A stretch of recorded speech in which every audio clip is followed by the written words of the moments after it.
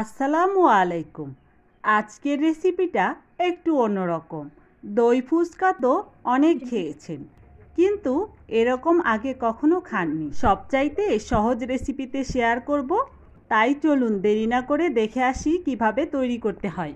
দই ফুচকা তৈরি করার জন্য প্রথমেই আমি নিয়ে নিচ্ছি তেঁতুল।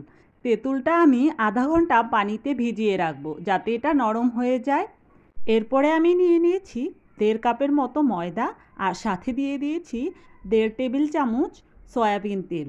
এগুলো আমি ভালো করে মিশিয়ে পরিমাণ মতো পানি দিয়ে একটা মোটামুটি শক্ত খামির তৈরি করে নিয়েছি।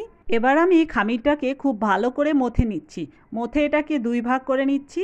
নিয়ে এটাকে আমি একটা একটা করে রুটি বেলে নিচ্ছি। দেখুন আমি ঠিক এই রকম সাইজের রুটি বেলে নিয়েছি, পাতলা পাতলা। এবার আমি একটা বয়মের ছোট মুখ নিয়ে নিয়েছি এবং এটার সাহায্যে খুব সুন্দর করে পারফেক্ট সাইজের আমি ফুচকাগুলো কেটে নেব।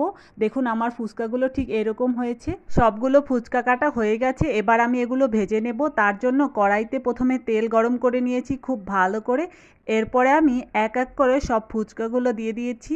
দেখুন আমার ফুচকাগুলো কি সুন্দর ফুলেছে। ফুচকাগুলো এবার উঠিয়ে নিচ্ছি। ফুচকা ভাজা হয়ে গেছে। এবার আমি আগে থেকে ভিজিয়ে রাখা তেঁতুলগুলো খুব ভালো করে মথে এর কাঠটা বের করে নিচ্ছি পানির সাথে। আর এক্সট্রা বিচিগুলো আমি ফেলে দিচ্ছি, দেখুন এইভাবে চিপে চিপে। এবার আমি তেঁতুলের সাথে কিছু ভাজা মশলা মিশিয়ে দেব। তার জন্য আগে থেকেই আমি শুকনা মরিচ, 5 ফোড়ন আর সামান্য জিরা একসাথে তেলে গুঁড়ো করে নিয়েছি। এই মশলাটা আমি 1 চামচ দিয়ে দিচ্ছি। এরপরে আমি দিয়ে দিচ্ছি পরিমাণ মতো বিট লবণ, আর দিয়ে দিচ্ছি 1 টেবিল চামচের মতো চিনি। এবার আমি এগুলো খুব ভালো করে তেঁতুলের সাথে মিশিয়ে নেব। এই তেঁতুলের টকটা খেতে দারুণ লাগে। এটা খুব ভালো করে মিশানো হয়ে গেলে এটা আমি রেখে দিচ্ছি। এরপরে আমি দই ফুচকার জন্য দইটা তৈরি করে নেব। তার জন্যই প্রথমে নিয়ে নিচ্ছি আমি টক দই। এরপরে আমি টক দইয়ের সাথে দিয়ে দিচ্ছি 1 টেবিল চামচ পরিমাণ চিনি, আর সাথে দিয়ে দিচ্ছি পরিমাণ মতো বিট লবণ। এরপরে আমি এগুলোকে খুব ভালো করে মিশিয়ে নিচ্ছি। অনেকটা সময় ধরে খুব আস্তে আস্তে ভালো করে ফেটিয়ে নিতে হবে দই। আর সাথে দিয়ে দিচ্ছি 1 চিমটি পরিমাণের মতো লবণ। লবণটা দিয়ে দইয়ের সাথে খুব ভালো করে মিশিয়ে নিচ্ছি। দেখুন ঠিক এই রকম হয়েছে আমার টক দই। আমার দই ফুচকার দইটা রেডি হয়ে গেছে। এরপরে আমি আগে থেকে সেদ্ধ করে রাখা ডাবলি আর আলুটা একসাথে খুব ভালো করে মিশিয়ে নিচ্ছি। এরপরে এতে আমি বাকি উপকরণগুলো দেব। প্রথমেই দিয়ে দিচ্ছি শসা কুচি, এরপরে দিয়ে দিচ্ছি পেঁয়াজ কুচি, এখন দিয়ে দিচ্ছি আগে থেকে কুচিয়ে রাখা ধনিয়া পাতা, এরপরে দিয়ে দিচ্ছি টমেটো কুচি, আর সাথে দিয়ে দিচ্ছি কাঁচামরিচ। এবার আমি শুকনো মরিচ, 5 ফোড়ন আর সাথে জিরা ভেজে গুঁড়ো করে রাখা মশলাটা থেকে দিয়ে দিচ্ছি 1 চা চামচের মতো, আর সাথে দিয়ে দিচ্ছি পরিমাণ মতো বিট লবণ। এরপরে আমি মিশাচ্ছি আগে থেকে তৈরি করে রাখা তেঁতুলের টক।